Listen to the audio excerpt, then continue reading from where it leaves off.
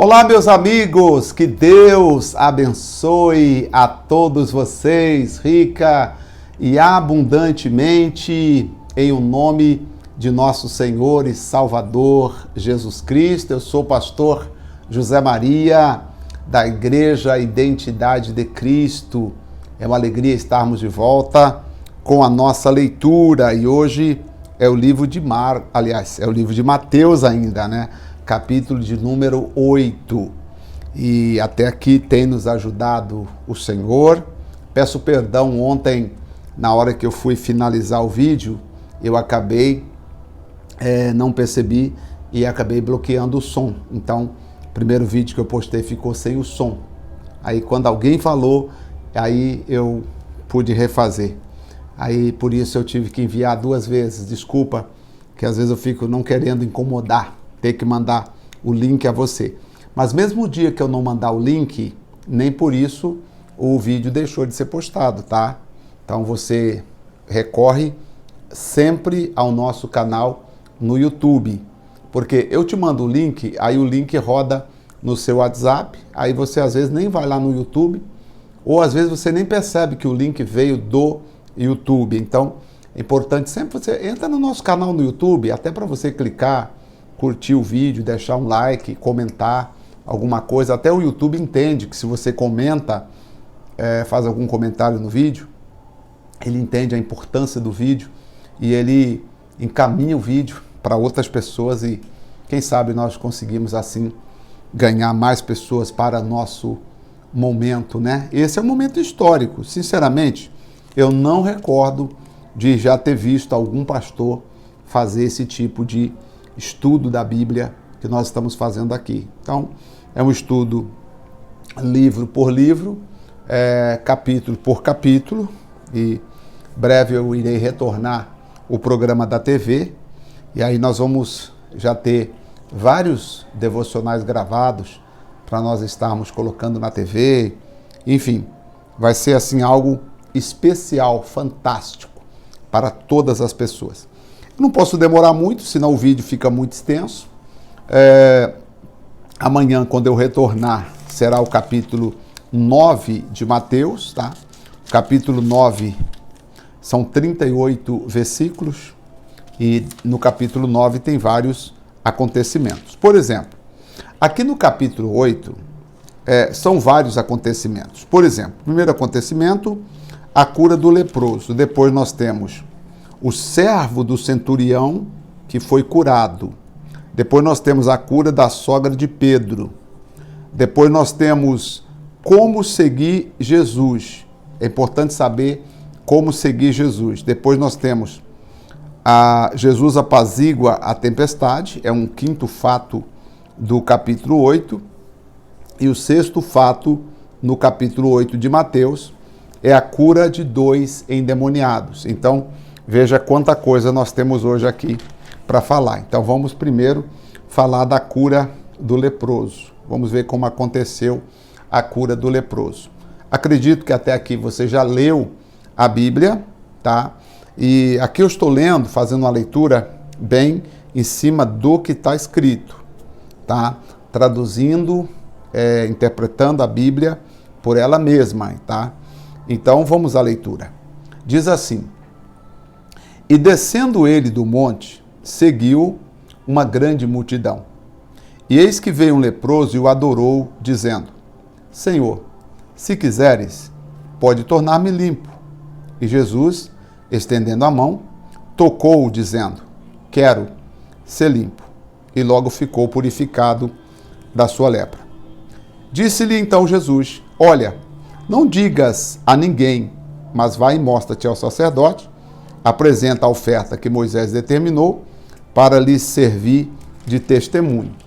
Toda pessoa, quando era curada da lepra, nesse tempo aqui, precisava voltar ao sacerdote, porque era o sacerdote que separava a pessoa. A lepra era um tipo de pecado naquele tempo. Então, quando a pessoa estivesse com lepra, era um tipo de maldição também. Então, a pessoa ela ficava excluída. E só o sacerdote podia olhar e falar: realmente é lepra. Ou o sacerdote olhava e dizia: não tem mais lepra, você já pode voltar à sociedade. Só que para voltar à sociedade, a pessoa tinha que dar uma oferta, ela tinha que fazer uma oferta. Então, Jesus mandou que ele fizesse, assim como Moisés havia determinado. Mas interessante que antes de Jesus curar o leproso, quando ele veio com dúvida, perguntando: Senhor, se o Senhor quiser, o Senhor pode me curar. Está no versículo 2. Se o Senhor quiser, o Senhor pode me curar. Jesus disse: eu quero. E a primeira coisa que Jesus fez ao dizer eu quero, foi estender a mão e tocar no leproso. Porque assim, quem tocava no leproso, ficava leproso também. Então, ao Jesus tocar no leproso, Jesus estava dizendo para ele o seguinte: a sua dúvida acabou, porque agora o teu problema é o meu problema. Eu quero mostrar a você que eu quero te ajudar. Então, Jesus tocou nele, e então Jesus disse: ser limpo, ser curado, e o homem ficou curado. Tá? Então, é importante você receber esse toque de Jesus. Jesus não apenas vai passando assim de qualquer jeito e curando. O toque de Jesus vem antes da cura. Antes de você receber uma bênção de Deus, você precisa deixar Jesus tocar em você. Existem pessoas que só querem uma bênção. Jesus não vai te dar uma bênção simplesmente sem permitir que você o deixe tocar. O leproso com dúvida: Senhor, se o Senhor quiser, o Senhor pode me curar. Jesus estende a mão, toca no leproso. Ninguém tocava no leproso. Todas as pessoas fugiam dos leprosos. E Jesus toca no leproso para dar a ele o quê? Entendimento do quanto eu quero te ajudar. Então, Jesus primeiro quer tocar em você para depois lhe ajudar a resolver os seus problemas. Continuando agora, versículo de número 5, o servo do centurião. Entrando Jesus em Cafarnaum, chegou junto dele um centurião, rogando-lhe e dizendo: Senhor, meu criado jaz em casa paralítico e violentamente atormentado. Disse-lhe Jesus: eu irei e lhe darei saúde. E o centurião respondeu e disse: Senhor, não sou digno de que entres debaixo do meu telhado, mas dize somente uma palavra e o meu criado há de sarar. Pois também sou homem sob autoridade, tenho soldados às minhas ordens. E digo a este: vem, e ele vem, e ao outro: vai, e ele vai. E ao meu criado: faz isso, e ele faz. E maravilhou-se Jesus ouvindo isto, e disse aos que o seguiam: em verdade vos digo que nem mesmo em Israel encontrei tanta fé. Mas eu vos digo que muitos virão do Oriente e do Ocidente e assentar-se-ão à mesa com Abraão, Isaque e Jacó no reino dos céus. E os filhos serão lançados nas trevas exteriores, e ali haverá pranto e ranger de dentes, porque os filhos não estão crendo em quem eu sou, no que eu posso fazer. Então disse Jesus ao centurião: vai, e como crestes, te seja feito. E naquela mesma hora o seu criado sarou. Veja que o centurião diz: Senhor, eu tenho autoridade, eu mando, e os meus soldados obedecem. O Senhor é uma autoridade. Uma palavra do Senhor representa o Senhor. E Jesus maravilhou porque entre os judeus ele não encontrou ninguém com essa fé. Os judeus questionavam. Nós vamos ver daqui a pouco que a família de Jesus questionava e não criam nele. E aí encontra alguém com tamanha fé. E Jesus disse: olha, tem muita gente que são chamados os filhos do reino, vão ser lançados fora. E os estrangeiros vão tomar posse do reino e vão assentar-se na mesa com Abraão, Isaque e Jacó. E aí Jesus diz: pode ir, centurião, que teu filho já está curado. E o filho do centurião sarou. Mais adiante, agora Jesus chega, terceiro fato do capítulo 8, é a cura da sogra de Pedro. E Jesus, entrando em casa de Pedro, viu a sogra deste acamada e com febre. Tocou-lhe na mão, de novo aqui, Jesus toca na mão. Tocou-lhe na mão e a febre deixou. E levantou-se e serviu-os. Chegada a tarde, trouxeram muitos endemoniados, e ele com a sua palavra expulsou deles os espíritos e curou todos os que estavam enfermos, para que se cumprisse o que fora dito pelo profeta Isaías, que diz: ele tomou sobre si as nossas enfermidades. Novamente aqui, chegou Jesus na casa de Pedro. Jesus viu a sogra de Pedro com febre. O que Jesus faz? Jesus toca nela. E aí a febre a deixa. Amigo, o toque de Jesus é mais importante do que qualquer coisa. Queira o toque de Jesus na sua vida. Tem gente que só quer a cura. Mas antes da cura vem o toque. Ele quer tocar em você. Ele quer tocar em você para você se levantar e começar a servi-lo. Vamos ver como devemos seguir Jesus? Vamos. Versículo 18. E Jesus, vendo em torno de si uma grande multidão, ordenou que passasse para o outro lado. E aproximando-se dele, um escriba. Escriba eram os escritores da lei da época. E disse-lhe: Mestre, aonde quer que fores, eu te seguirei. E Jesus disse: As raposas têm covis, e as aves do céu têm ninhos, mas o Filho do Homem não tem onde reclinar a cabeça. E os outros discípulos lhe disseram: Senhor, permite que primeiramente vá sepultar meu pai. Jesus, porém, lhe disse: Segue-me e deixa os mortos sepultar os seus mortos. Nossa, esse versículo aqui, esse texto aqui é bastante complexo. Primeiro, quando Jesus disse as raposas, não são as raposas os animais. Jesus chamou Herodes de raposa. Ele quis dizer o seguinte: os reis, os governadores, os presidentes, os políticos, os religiosos, eles têm as suas propriedades. O reino deles é material. O meu reino não é material. Eu não tenho aqui onde reclinar a cabeça. Alguns dizem que Jesus não tinha casa para morar, mas não é esse sentido aqui do texto. De acordo com a minha professora de hebraico, não é esse o sentido do texto, tá? Está mais ligado ao que os reis, os imperadores tinham na época, comparado-se com o que Jesus tinha. Ou seja, Jesus estava dizendo: eu não posso lhe dar uma segurança material, eu não vim aqui para isso, tá? O outro discípulo que disse: Senhor, deixe primeiro, eu vou te seguir, mas deixa primeiro sepultar meu pai. Também diz o texto que a pessoa, diz a história, que quando lá eles morriam, ficava sepultado, enterrado um ano num lugar, aí depois de um ano, tirava aquela pessoa e sepultava no lugar onde estavam os outros mortos, os restos mortais das outras pessoas. É como no Brasil recolher os restos mortais da pessoa. Parece que o rapaz estava dizendo aqui o seguinte: Senhor, eu vou te seguir, mas primeiro eu preciso terminar aquela obra, sabe, Senhor? Eu preciso esperar completar um ano para eu tirar os restos dos meus pais de onde eles estão enterrados, né? E preciso sepultá-los, preciso colocá-los junto com os mortos. E aqui não foi um desprezo aos mortos que Jesus quis dizer. Jesus quis dizer para ele: ó filho, essa coisa de cuidar de quem já morreu é coisas que não vai alterar muito você tirá-lo dali e colocar no outro lugar se ele já morreu. Em outras palavras, Jesus quis dizer o seguinte: outra pessoa pode fazer esse trabalho.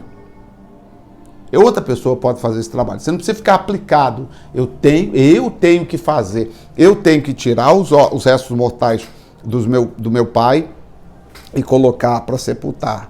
Jesus quis dizer: não, deixe que os mortos sepultem seus mortos. Ou seja, outra pessoa pode fazer isso. Não precisa ser você. E você vem e segue-me. Jesus não estava sendo insensível com o rapaz. Deu para entender? Tá? Vamos agora ver quando Jesus apaziguou a tempestade. Entrando ele no barco, seus discípulos seguiram. E eis que no mar levantou uma grande tempestade, tão grande, estou no versículo 23, que o barco era coberto pelas ondas. Ele, porém, estava dormindo, e os seus discípulos aproximaram-se e despertaram, aproximando-se, o despertaram, dizendo: Senhor, salva-nos, que perecemos. E ele disse-lhes: por que temeis, homens de pequena fé? Então levantou-se, repreendeu o vento e o mar, e seguiu-se uma grande bonança. E aqueles homens se maravilharam, dizendo: que homem é este que até o vento e o mar lhe obedece? Aqui, o quinto fato aqui, gente, a tempestade, é porque Jesus estava indo para um país, tá, onde haviam 2 endemoniados, que era muito violento. E Jesus ia lá ajudar essas pessoas. Está aqui, é o 6º fato do capítulo 8 de Mateus, a cura de 2 endemoniados. Então, por que a tempestade se levantou contra Jesus no mar? Porque Jesus se dirigia em direção aonde estavam esses 2 endemoniados, lá na terra dos Gergesenos, tá? Haviam esses 2 endemoniados, Jesus sai naquela direção. Toda vez que você está indo na direção que algo grande vai acontecer, o inimigo se levanta para tentar impedir você. O que você tem que fazer? Qual que foi a ação de Jesus? Se levantou, ele disse, não tem mais, não é para ter medo, tá? A fé de vocês é pequena, ou seja, a ação de vocês é pequena, está faltando ação. Aqui, homens de pequena fé, não é de pequena no sentido de tamanho, mas sim de pouca ação. Vocês têm pouca ação, era para vocês terem agido. Então Jesus repreende o vento e o mar e seguiu-se uma grande bonança. Agora o versículo 28, quando Jesus chega na terra dos Gergesenos. Veja o que aconteceu. E tendo chegado ao outro lado, a província dos Gergesenos, saíram-lhe ao encontro 2 endemoniados, vindo dos sepulcros. Agora veja como era. Eram tão ferozes que ninguém podia passar por aquele caminho, tá? As pessoas evitavam passar por ali, de tão ferozes que eram esses 2 endemoniados. E eis que clamavam dizendo, que temos nós contigo, Jesus, Filho de Deus? Vieste aqui atormentar-nos antes do tempo? Sentiram que eles, quando Jesus entra no barco e partiu em direção ao território, os demônios sentiram que Jesus vinha para destroná-los, para expulsá-los. Então, por isso que a tempestade se levantou. Amiga, existem tempestades que se levantam porque você está indo na direção certa. É claro que todas as vezes que a tempestade se levanta, a gente tende a achar que não é para ir, achar que não é para fazer, achar que é para desistir. Mas, deixa eu te dar uma dica. Faça como Jesus. E o que Jesus fez? Repreendeu o vento e a tempestade. Eu repreendo essa tempestade em nome de Jesus. Eu repreendo essa tempestade no seu casamento. Eu repreendo essa tempestade na vida do seu filho. Eu repreendo essa tempestade financeira que você está vivendo. E você vai superar, você vai chegar do outro lado. Quando Jesus chega, então eles clamaram dizendo, vieste aqui nos atormentar? E andava pastando distante deles uma manada de muitos porcos. E os demônios rogaram-lhe dizendo, se nos expulsas, permite-nos que entremos naquela manada de porcos. E ele lhes disse, ide. E saindo eles, se introduziram na manada de porcos. E eis que toda a manada de porcos se precipitou no mar por um despenhadeiro e morreram na água. Ou seja, o diabo queria matar Jesus, queria destruir a Jesus, mas Jesus usou a palavra e repreendeu o vento e a água. Então agora o demônio não consegue vencer, porque Jesus usa a autoridade e vence pelo poder da autoridade que ele tinha. E aqueles que apacentavam fugiram, indo às cidades, divulgaram todas as coisas e os que aconteceram aos endemoniados. E veja o que aconteceu. E eis que toda aquela cidade saiu ao encontro de Jesus. Prestem atenção no versículo, é arrepiante isso aqui. É arrepiante. Prestem atenção no versículo 34. E eis que toda aquela cidade saiu ao encontro de Jesus. E vendo-o, rogaram-lhe que o quê? Que se retirasse dos seus termos. Eles preferiram proteger os porcos, eles preferiram proteger as suas plantações, proteger o seu território, do que cultivar ali a presença de Jesus. Eles preferiram que Jesus saísse do seu território. Olha que coisa séria. Meu amigo, às vezes você está para fazer uma coisa, mas aqueles que estão sendo usados pelo diabo não quer que você faça. Eles fazem de tudo para você desistir. Eles fazem de tudo para você sair do seu propósito. eles fazem de tudo para você deixar o seu propósito. Eu digo, não deixe o seu propósito. Meu amigo, a coisa mais importante na vida é você ter um propósito. Você sabe que se você tiver um propósito firme com Deus, até aquilo que não ia dar certo, passa a dar certo. Sabe? Tenha um propósito firme. Tenha um propósito. Levantou a tempestade? Use a palavra como Jesus usou. Eu repreendo a tempestade, eu repreendo o vento, eu mando mar, acalma-te. Eu repreendo a circunstância, eu repreendo os problemas, eu repreendo os males. E em nome de Jesus, eles têm que nos obedecer. E foi o que aconteceu. Amém? Vamos orar. Pai, obrigado. Oh, meu Deus. Perdão, nós nem oramos no começo, mas o Senhor é conosco. Ah, muito obrigado, Senhor. Cada dia nos envolvendo contigo, cada dia caminhando com o Senhor, cada dia andando com o Senhor. Pai de nosso Senhor Jesus Cristo, Senhor da glória, Pai das luzes, nos ajude, nos abençoe, hoje e sempre. Muitíssimo obrigado. Eu te louvo, te agradeço, segundo a grandeza da tua misericórdia. Obrigado. Continue nos abençoando, Pai. E amanhã nós vamos ler o capítulo 9 de Mateus. E depois nós vamos cear juntos com todos os amigos. Obrigado, Senhor. Amém. Graças a Deus. Amém. Quando nós voltarmos amanhã, tenha um pedacinho de pão, tenha um cálice com você para nós participarmos da ceia do Senhor, tá bom? Deus te abençoe.